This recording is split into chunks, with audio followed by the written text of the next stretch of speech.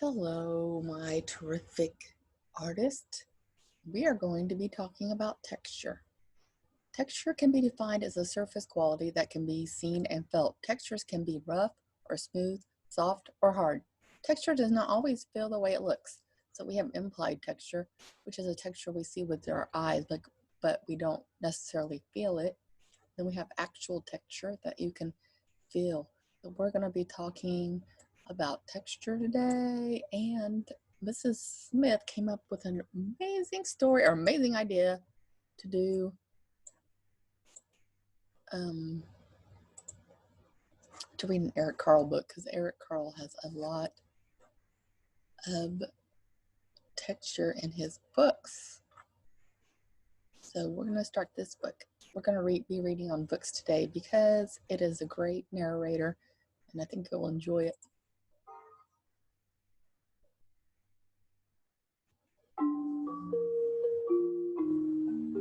A House for Hermit Crab by Eric Carle.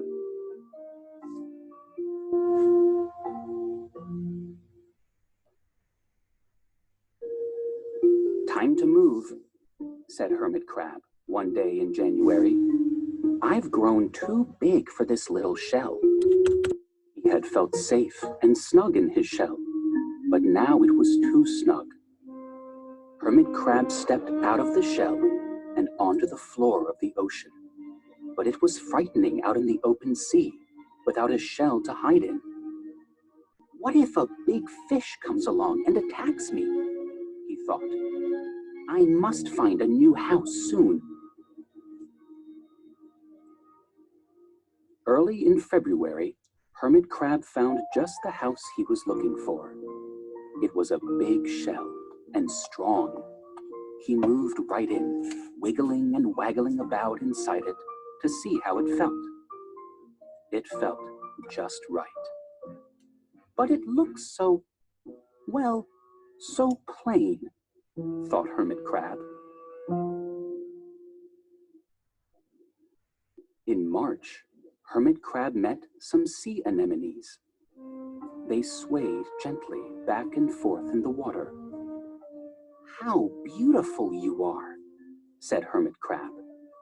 Would one of you be willing to come and live on my house? It is so plain. It needs you.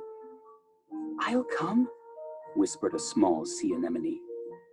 Gently, Hermit Crab picked it up with his claw and put it on his shell.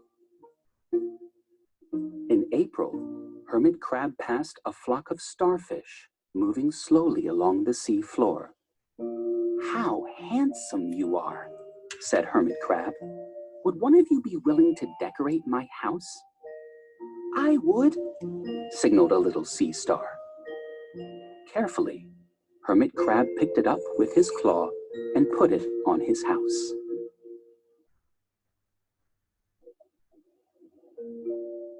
In May, Hermit Crab discovered some coral.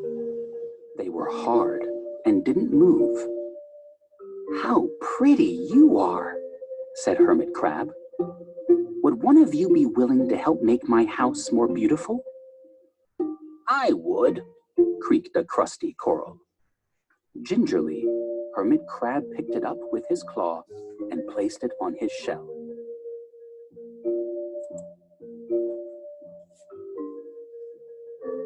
In June, Hermit Crab came to a group of snails crawling over a rock on the ocean floor.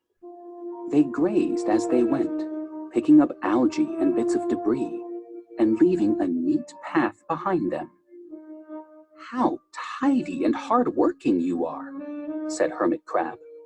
Would one of you be willing to come and help clean my house? I would, offered one of the snails. Happily, Hermit Crab picked it up with his claw and placed it on his shell.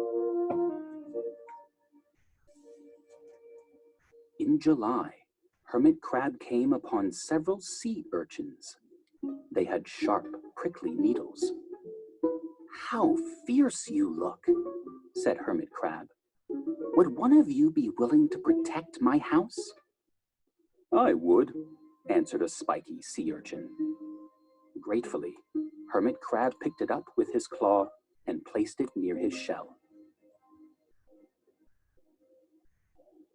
In August, Hermit Crab and his friends wandered into a forest of seaweed. "It's so dark here," thought Hermit Crab. "How dim it is," murmured the sea anemone. "How gloomy it is," whispered the starfish. "How murky it is," complained the coral. "I can't see," said the snail. "It's like nighttime," cried the sea urchin. In September, Hermit Crab spotted a school of lanternfish darting through the dark water. "How bright you are," said Hermit Crab. "Would one of you be willing to light up our house?" "I would," replied one lanternfish, and it swam over near the shell. In October, Hermit Crab approached a pile of smooth pebbles. "How sturdy you are," said Hermit Crab. "Would you mind if I rearranged you?" "Not at all," answered the pebbles. Hermit Crab picked them up one by one with his claw and built a wall around his shell. "Now my house is perfect," cheered Hermit Crab. But in November, Hermit Crab felt that his shell seemed a bit too small. Little by little, over the year, Hermit Crab had grown. Soon he would have to find another, bigger home. But he had come to love his friends, the sea anemone, the starfish, the coral, the sea urchin, the snail, the lanternfish, and even the smooth pebbles. "They have been so good to me," thought Hermit Crab. "They are like a family. How can I ever leave them?" In December, a smaller hermit crab passed by. "I have outgrown my shell," she said. "Would you know of a place for me?" "I have outgrown my house too," answered Hermit Crab. "I must move on." "You are welcome to live here, but you must promise to be good to my friends." "I promise," said the little crab. The following January, Hermit Crab stepped out and the little crab moved in. "Couldn't stay in that little shell forever," said Hermit Crab as he waved goodbye. The ocean floor looked wider than he had remembered, but Hermit Crab wasn't afraid. Soon, he spied the perfect house, a big, empty shell. It looked, well, a little plain, but sponges, he thought, barnacles, clownfish, sand dollars, electric eels. Oh, there are so many possibilities. I can't wait to get started.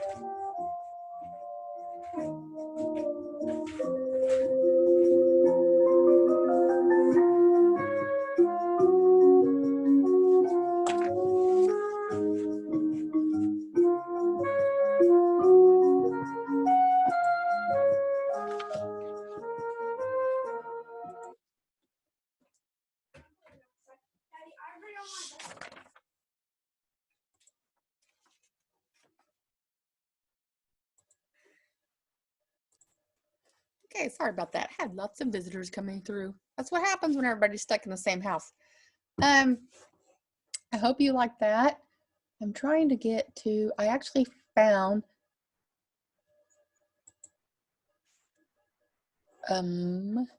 carlemuseum.org. And on carlemuseum.org there is a lesson, but I want to talk about what you can do at home without anything special. So I actually have this fancy dancy thing left over from my daughter's art table that holds the crown to rub. And I went around, if you heard all those weird noises, I was doing some rubbings really quick to show you. You can find stuff in your house You can go outside and do leaves. We've done leaves before in class and find stuff. So I'm going to challenge you to just go find things that are around your house. I did have these labeled, but so the first thing I did was take this basket and do a rubbing on it. It looks like that. Then our waffle maker had a name on it, so I did a rubbing of that. And these two look a lot alike. I'm trying to think. Okay. One of these, our fireplace is made out of big rocks, so I think this was the rocks. And then we have weird texture on our walls. So I think that is that one. So you can just go around, you could even do your keyboard. Just think about anything that's laying around. And then you might want to just feel things like your carpet, rug, maybe you have one of those soft pillows. Then if you have time, this is a great project. I can't get it to scroll. Okay, there it's scrolling. How to make your own texture rubbing plates. Like I said, this was found at the carlemuseum.org. So that was our author illustrator for our book we just read. He has lots of good books. So basically you're getting a piece of cardboard or chipboard, and you know what, you could cut up your cereal boxes to do this. That would be a good way to recycle. Speaking of that, Earth Day is coming up. I think it's May 6th, but we'll talk about that later. This is a good project to do recycling. And here they glued pennies and made a penny texture. Then they glued the little tabbies off your bread to make a texture. Here is packing material. I've never seen anything like that. Maybe they added those holes. And here is puzzle pieces. Now, if you got those puzzles around that you don't have all the pieces to, that'd be fun to do. Then, what else? Costume trimming. I have something similar to that. And applicants. Bumpers. I wonder if that's supposed to be appliance. Buttons and Chanel stems, which we call pipe cleaners. So you can make those. You could come up with your own, glue them onto a piece of cardboard and make sure they're dry, and then you can start rubbing. Here's a texture plate like we have in class, but we don't have access to that, so this is a great way to make your own and have fun. If you don't want to do that, I'm still challenging you to go around and find different textures that are in your house or outside. It's a great day to get outside before it rains again. We should have good weather all week unless it's raining. And I would like you to either show me a picture of your rubbing and tell me what you rubbed it on, or just list below some fun rubbings that you came up with. Or even if you do this, make your own texture rubbing plates, I would love to see those, and I would love to see what comes from those. And remember, you want to use the side of your crown, so find a crown that's kind of broken already, because I like to keep my brand new crowns perfect until I've used them. So peel the paper off and use the side. You don't need this fancy dancy thing. And I hope you have a wonderful time finding textures. This is a fun opportunity to get outside and do something. And I will see you soon. I hope you enjoyed this. I hope you enjoyed this story. Thank you, Mrs. Smith. And I will see you next time.